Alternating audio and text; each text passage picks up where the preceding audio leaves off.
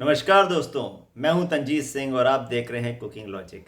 दोस्तों, आप में से बहुत सारे लोगों ने हमें कमेंट करके बताया कि आपने एक जो छोटा सा प्रयोग हमने बताया था पथरी को लेके, उस प्रयोग को आपने किया।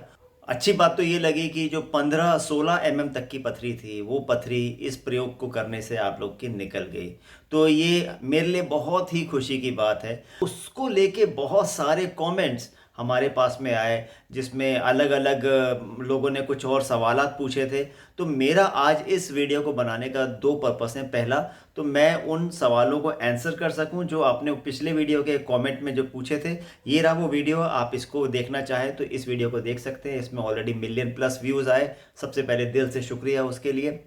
तो चलिए शुरू करते हैं। मूली के पत्तों से पथरी को कैसे निकाला जा सकता है, ये वीडियो इसी बारे में होगा। तो मूली के पत्ते कितने लेने हैं, कैसे इसको प्रयोग करना है, क्या क्या चीज़ें इसमें डालनी है, कौन कौन सी सावधानियां इसमें रखनी है, कब लेना है कब नहीं लेना है, कितनी मात्रा में लेना है, कितनी मात्रा में क्या ऐड करना है, ये सारे सवाल जिससे कमेंट सेक्शन भरा हुआ था। मेरा प्रयास ये है कि इन सारे सवालों को मैं आंसर कर सकूं। दूसरी इंपॉर्टेंट बात यह है कि इस वीडियो को बनाने का पर्पस ये था कि मेरी पत्नी की पथरी जो कि 6.5 की थी, इस पथरी के प्रयोग को करने से पहले हमने बहुत तरह के ट्रीटमेंट लिए। हमने एलोपैथिक ट्रीटमेंट लिया, हमने होम्योपैथिक ट्रीटमेंट लिया, हमने आयुर्वेदिक ट्रीटमेंट लिया, मगर पेट में दर्द बना ही रहता था। उनको कोई आराम नहीं पड़ पाया। फिर हमने इस ट्रीटमेंट के बारे में कहीं पढ़ा था और मैंने एक्सपेरिमेंट के तौर पे कि चलो करके देखते हैं, इतनी सारी चीज़ें तो कर ली, इसको करके देखते हैं। तो इसको हमने लेना शुरू किया। लेने के बाद से ही, पहले दिन से ही पेट में जो दर्द था, जो टीस थी, जो चुभन वाला पेन था, उसमें थोड़ी सी इनको राहत महसूस हुई।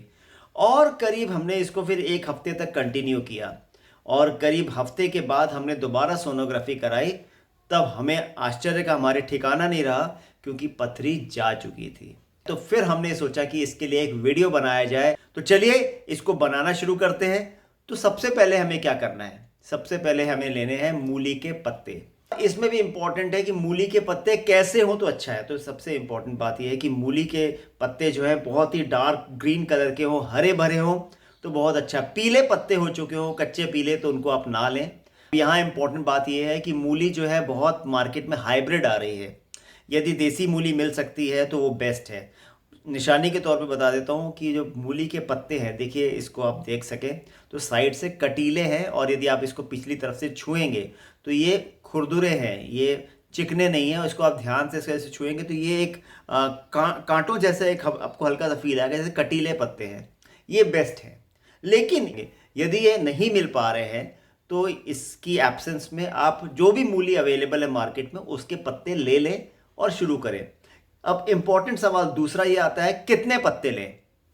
और बहुत सारे लोगों ने कमेंट में हमसे पूछा है कि हम कितने ग्राम लें, कितना कप लें। बहुत सिंपल सी बात है। एक नॉर्मल मूली जो मार्केट में मिलती है, देखिए इस तरह की एक मूली अवेलेबल रहती है मार्केट में।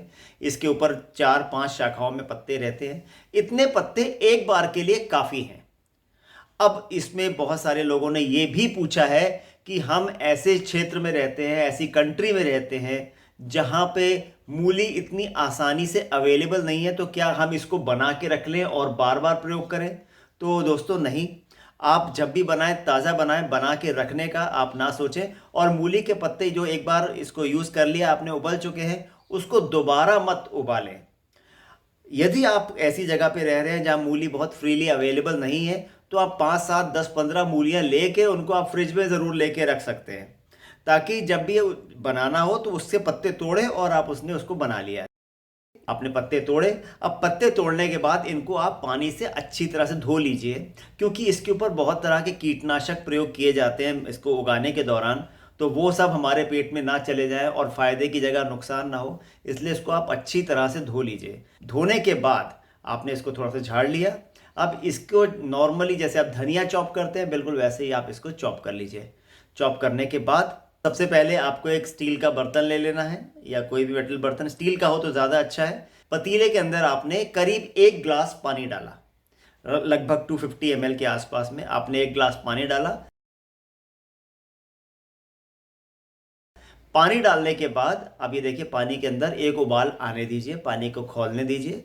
पानी जब आपका गर्म हो गया, इसमें एक उबाल आना शुरू हो गया, बबलिंग शुरू हो गई है, तब आप ये पत्ते जो आपने चॉप करके रखे हैं इसको पानी के अंदर आप डाल दीजिए। पानी के अंदर डालने के बाद बेस्ट है कि आप इसको ढक के रखें ताकि इसके वेपर्स, इसकी मेडिसिनल प्रॉपर्टीज इसके अंदर ही रहें, वो एवेपोराइज ना हो जाए। इसको आप ढक के रखें और जो आपकी गैस की फ्लेम है उसको लो पे रखें तब तक जब तक कि आपका एक ग्लास का पानी आधा ग्लास ना रह जाए। अब जब तक ये पानी उबल रहा है उतनी देर में मैं आपके कुछ और प्रश्नों को आंसर करने की कोशिश करता हूँ। बहुत सारे व्यूअर्स ने पूछा है वो नींबू लेने की क्या ज़रूरत है। देखिए, नींबू जो है उसकी प्रॉपर्टीज़ बहुत इंपॉर्टेंट है कि वो भी पथरी को गलाने के काम आती है, तो वो इसके साथ में जुड़ जाती है तो इसकी जो ताकत है वो डबल हो जाती है। कुछ व्यूअर्स का ये भी कहना है कि उनको नींबू से एलर्जी है और वो नींबू को अवॉइड करते हैं। देखिए, पथरी के लिए नींबू की ज़रूरत है। यदि आपको बहुत ज़्यादा खट्टा नहीं करना है तो आप 2-3 ड्रॉप्स डालिए, 3-4 ड्रॉप्स डालिए, मगर डालिए, बिना नींबू के ना लें तो अच्छा है। इसके साथ साथ में बहुत सारे व्यूअर्स ने पूछा है कि सेंधा नमक अवेलेबल ना हो तो क्या करें। यदि आपको नहीं पसंद है तो आप स्किप कर सकते हैं। बहुत सारे व्यूअर्स ने हमसे पूछा है कि उनको गैस की प्रॉब्लम होती है, तो ऐसे में मूली के पत्तों का पानी कहीं गैस को और बढ़ाएगा तो इससे उनको तकलीफ बढ़ सकती है। तो यदि दोस्तों आप 2 टाइम नहीं ले रहे हैं तो आप 1 टाइम लें, मगर सुबह खाली पेट लें। और खाली पेट का अर्थ ये है कि सुबह ब्रेकफास्ट के मात्र आधा घंटा पहले भी आप इसको ले लेंगे तो भी चलेगा। जो मूली के पत्ते बच जाते हैं, यदि आप उसको सब्जी में यूज़ करना चाहते हैं या भाजी में यूज़ करना चाहते हैं, आप फ्री हैं, आप उसको यूज़ कर सकते हैं। बहुत सारे व्यूअर्स ने हमसे पूछा है कि इसको हम स्टील के ग्लास में ले लें या कोई मेटल ग्लास में ले लें, ऐसा चलेगा क्या? आपने कहा है कि इसको आप कांच के ग्लास या फिर आप इसको सिरेमिक में ही लें। Yes dear friends, actually metal जो है वो नींबू या कोई और जो चीज़, जो बाकी केमिकल प्रॉपर्टीज़ हैं जो इस सॉल्यूशन को जो तैयार हुआ है उसके साथ में इंटरैक्ट करता है, उसके साथ में रिएक्ट करता है और ऐसे में उसकी प्रॉपर्टीज बदल सकती है। तो जितना हो सके इसको आप मेटल में लेना अवॉइड करें और जितना हो सके इसको कांच के ग्लास में ही लें। अब हम चलते हैं अपने प्रिपरेशन की ओर। ये देखिए, हमारा पानी उबल के अब आधा हो चुका है, कड़ चुका है, ये कलर भी आप देख रहे हैं चेंज हो चुका है। तो अब आपको क्या करना है, जब तक आप इसको थोड़ा ठंडा होने दीजिए उतनी देर में आप एक कांच का ग्लास ले लीजिए। इस कांच के ग्लास में आपने आधा नींबू निचोड़ना है, बीज अलग कर दीजिएगा और साथ ही में आपने डालना है 1 चुटकी या कहें चौथाई चम्मच इसमें सेंधा नमक। तो ये पानी अब खौलता हुआ नहीं है, अब ये चाय के लेवल का टेम्परेचर है, ये चाय से हल्का सा कम टेम्परेचर जो आपकी आप सिप सिप करके पीते हैं। अब आप इसको छान लीजिए। अब आप इसको 1 चम्मच से स्टर कर लीजिए। स्टर करने के बाद अब आप इसको खाली पेट ले सकते हैं, सिप सिप करके इसको लीजिए और पॉजिटिव भाव के साथ में लीजिए, आपकी पथरी निश्चित रूप से चली जाएगी। अब इसमें बहुत सारे लोगों ने ये भी सवाल किया है कि किस किस जगह की पथरी इससे निकल सकती है। तो इससे जो यूरेटर में पथरी है, आपके किडनी के अंदर यदि आपकी पथरी है, यदि यूरिनरी ब्लैडर में है, इन सब जगहों की पथरी इससे निकल जाती है। अगर आपकी पथरी जो है वो गॉल ब्लैडर में है, 1 या 2 mm की है, छोटी पथरी है, तो वो तो इससे निकल सकती है।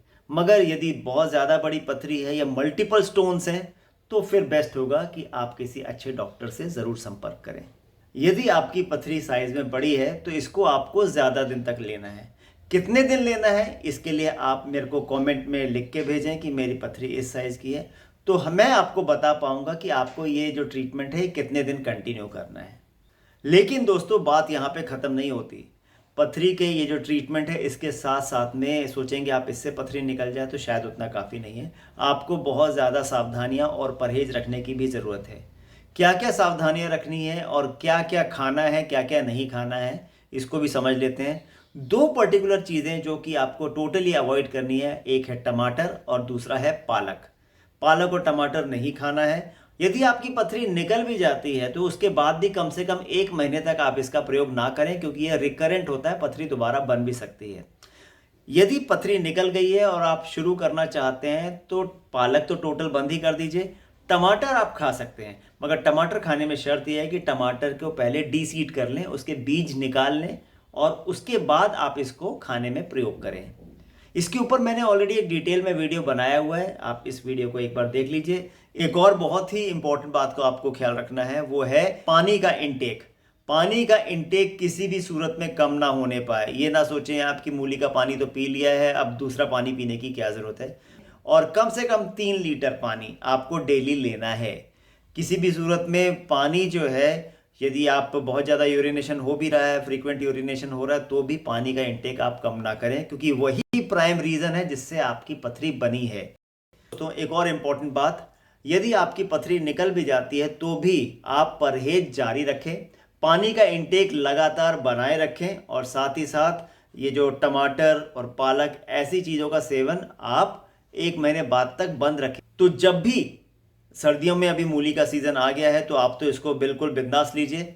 और पथरी चूंकि उसकी एक खास बात होती है कि वो रिकरेंट होती है, वो बार बार बनती है, तो जब भी मूली का सीज़न आए तो 10 से 15 दिन लेकर आप इस ट्रीटमेंट को कंटिन्यू रख सकते हैं। और अपनी तरफ से यदि पथरी बन भी रही है, दोबारा भी बन रही है, तो वो फ्लश डाउन करके उसको निकाल भी सकते हैं। तो यदि वीडियो अच्छा लगा हो तो इसे प्लीज़ औरों तक शेयर करें यदि आपको फ़ायदा हुआ है, क्योंकि मेरे को कमेंट में बहुत सारे लोगों ने ये कॉम्प्लीमेंट भेजा है कि उनको फ़ायदा हुआ है।